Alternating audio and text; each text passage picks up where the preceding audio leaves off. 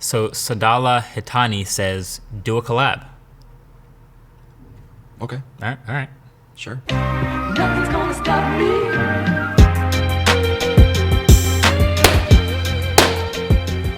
All right. 3 claps. Good. Synced up. Audio is synced. Are you gonna do your intro? Yeah, I think it will. Okay, cool. I get to see it live. Now there's mad pressure. I'm so pumped. What is up, guys? MKBHD here, and welcome to Ask MKBHD, or in this case, a bit of a dual Ask Me episode. It is May. I asked you guys what you wanted to know on Twitter, and there are plenty of questions for both Mr. Peter McKinnon and I. We're just going to go through them and ask them, and hopefully they're good questions. My phone is melting right now. All right, that's a good start, because we'll have Yes. plenty to pick from. We got who is taller? Okay, so you can probably tell by starts? this frame Who starts? right here. I'm clearly There you go. not quite as tall. You're about an inch taller than me in Yeah. standing height. but I'm I like think 6'4". I'm like 6'3", but like my torso must be mad small. So we should have like a frisbee showdown. For sure. Just like who do you think can jump higher?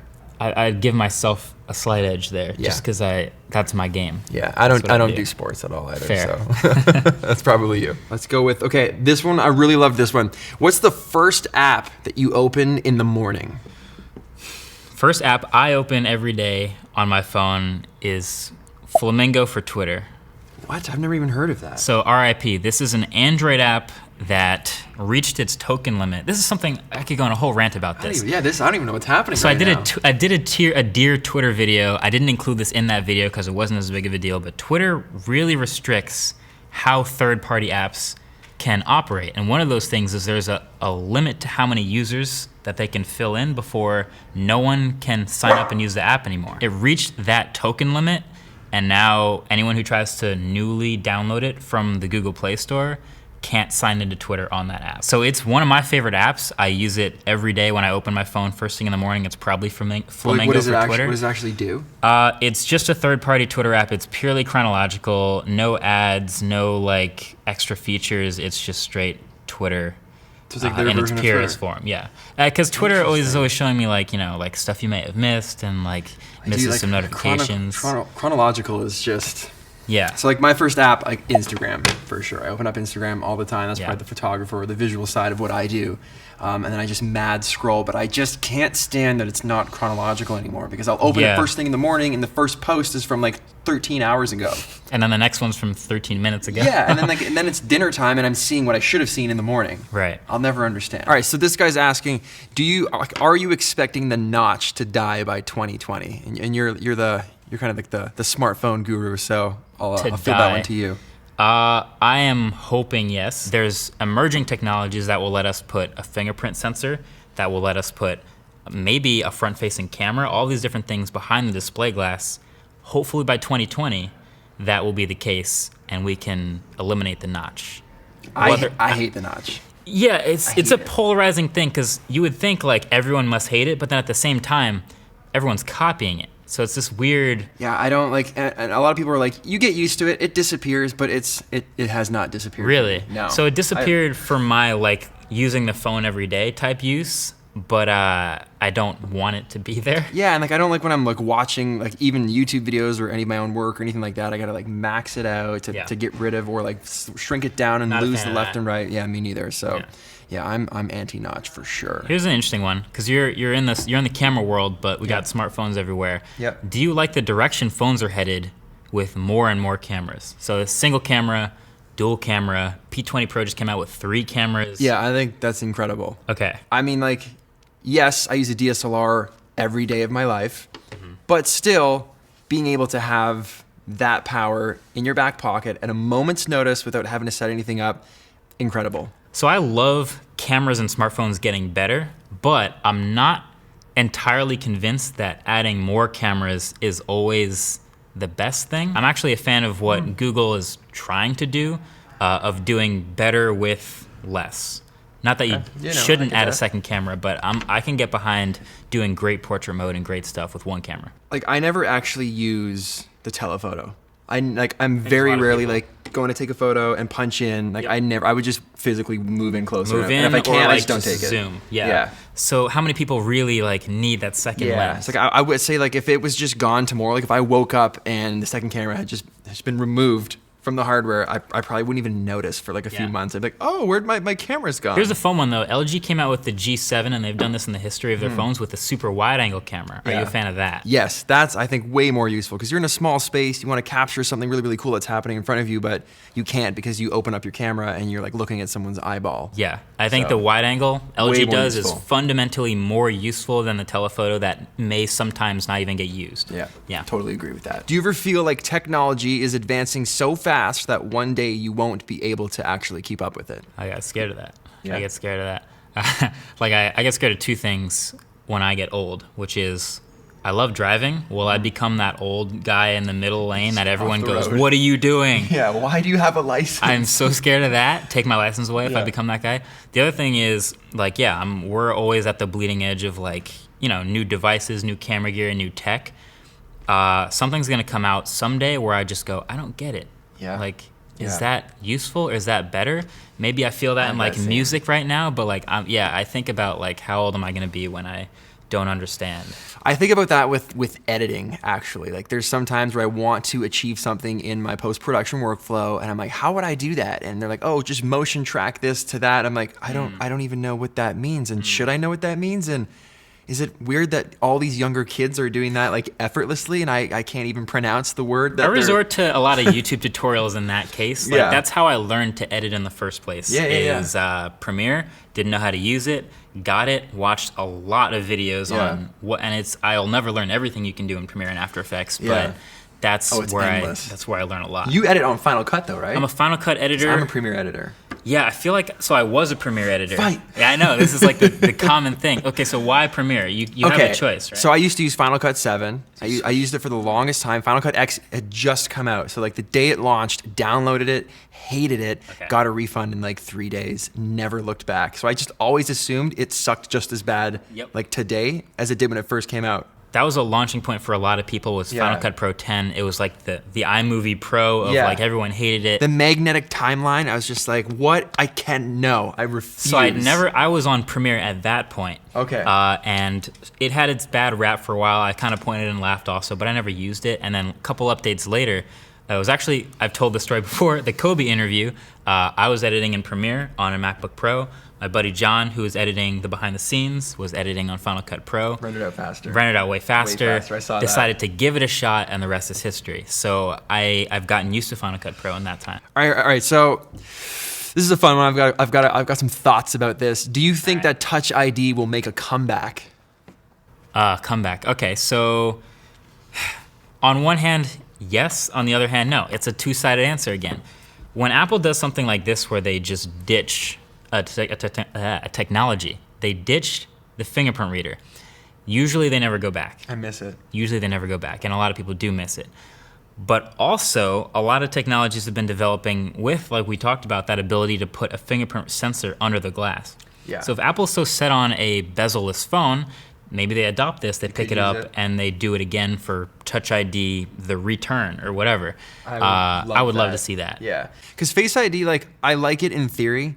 Just look at your phone and you don't have to push anything. But more times than not, it's like almost put me in more like dangerous situations, like walking into the street and like I'm driving and I try to just like look at it. I've always got to put my code in at the wrong times. And then it's Yeah. just super frustrating. That was one of those things I didn't, the first impressions, I was just kind of getting used to holding it, just unlocking it or whatever. As you use the phone, you find more and more situations where it's weirdly uncomfortable, like driving, your eyes have to look at the phone to unlock it. So Yeah. holding it up like this in front of Right the in road front is of you. the most dangerous thing you can do. Don't do that.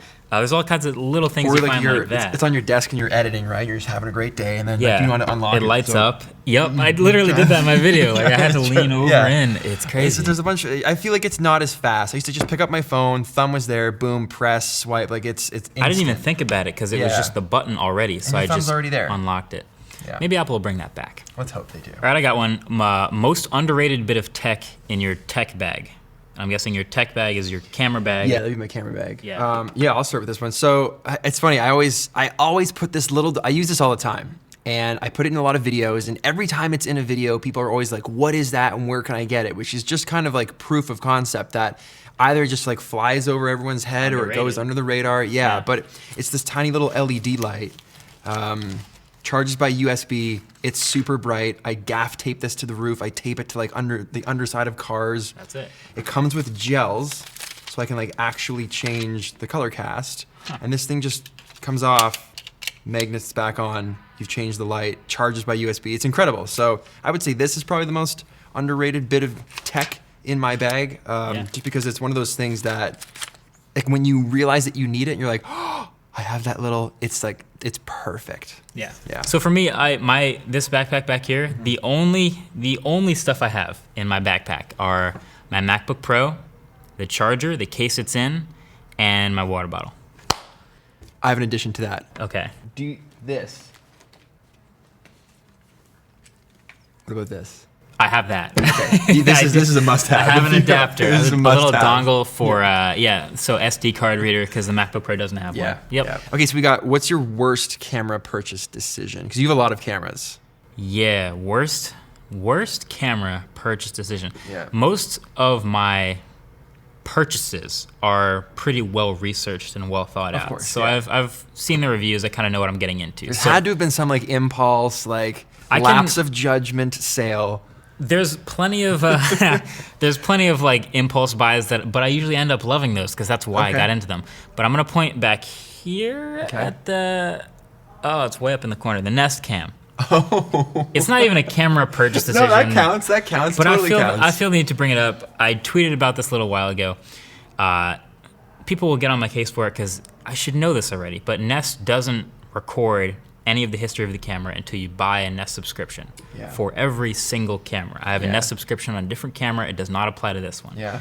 TV over here fell off the wall. I said, I need to Sorry see about this. how that happened. And I went and I go to scroll back, and I have all kinds of complaints about the app and how it makes it look like you And might it's be always able lagging? to. It's lagging, and I'm like, when's Yeah. it gonna load? I clearly have the history. By the time it loads, the dude's already in your house stealing your things. So it looks weird. So we bought the subscription when we realized we had to for this camera again, and it erased the entire history of what the camera had ever recorded. That What? I regret not buying earlier. Oh, man. Nest does not record any, and they don't have to. It's their business model. Yep. $50 for every single subscription. But yeah, I regret not buying the Nest subscription to see how exactly the wallpaper TV fell off the wall. I don't like that those don't come with a wall mount. That's my beef. Yeah, they're just little stands. There's no wall on mount. these little magnets. Okay, so Trent Damon, this could be about anything, but he says, "Who do you got in the NBA playoffs?" I'll just I translate just saw that. I'll translate that to, what sports are you into? I know you're from Toronto, but like, yeah. I got the Raptors watch. in the playoffs. that's fair. And fair. full disclosure, like 2 weeks ago, I was texting Marquez, and I was headed to DC for a Raptors game. Yeah. Against the Wizards. It's the Wizards, right? Yes. It was my first. I've never seen a basketball game. It was my first time ever watching one. It was That's amazing. a good first game to watch. It was so great. Yeah. Thoroughly enjoyed it. Are they So- still in it? They're still in it. Oh, wicked Raptors. For now, they're down 2-0 to Cleveland, so that's going to be a fun Oh, it's down hole 2 to now? climb out of. Yeah, they just lost last night, like that's too worse bad. than before. But bad. I got Houston still. I've said this in like 2 different Q&As, but yeah. It's a pretty exciting time in the season. I like hockey. Yeah. Not just because I'm Canadian. I just like how fast paced it is. Okay. Yeah, being at the games, it's just like it happens. Like, especially if you're right on the glass and they're just. I like sports that transition quickly between offense and defense. Yeah. I play Ultimate Frisbee. It's like that all the time. Yeah. Soccer's like that. Hockey's like that. Basketball's like that.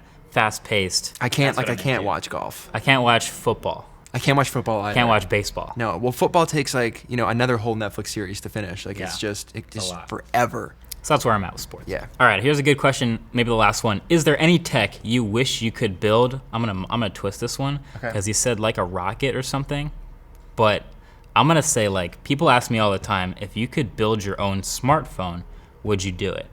And it's tough because I don't know if I could control all the pieces and there's a lot of trade-offs. But if you could build your own like dream camera for your style, Yeah. would it be something that already exists, or would you like Frankenstein together some sort of I feel like I go to a Hybrid. place that would never be possible. Like when, Yeah. Like I would love to have some kind of like Bluetooth connectivity to my eyes to be able to Okay. like I see. control everything with my Yeah. eyes. But no, like I don't think. I don't think that much about the gear. Like it's kind of just a tool for me, and I use it there are little things. I can't recall them right now, but like there's always a little thing that's like, oh, that'd be better if it wasn't I there. would love to shoot with a red camera and everything it does well, and then just grab C200 dual pixel autofocus and put it in there. Like that's the type of I would love. I'd love the this feature in the set. size of a DSLR. Yeah, that type of thing. Yeah, I Yeah. think about that a Yeah, lot. It's so, probably more than I should. Yeah, so taking like the production quality of a camera like this and Mm-hmm. crunching it into like a Rebel-sized camera. Yeah, no, there's a lot of interesting stuff going on, but I think we'll end it on that. Thank you for being a part of this Q&A. Yeah, dude, we'll thanks for having probably me. collab many more times. I know there's a lot of camera gear we have more to talk about, Yeah. but there is a video on your channel. Yes. It's either live now or is about to be, and Yep. we'll talk more about camera gear and get into that stuff. So Yeah. Are you gonna do your thanks for outro now? watching. Talk to you guys in the next one. Peace.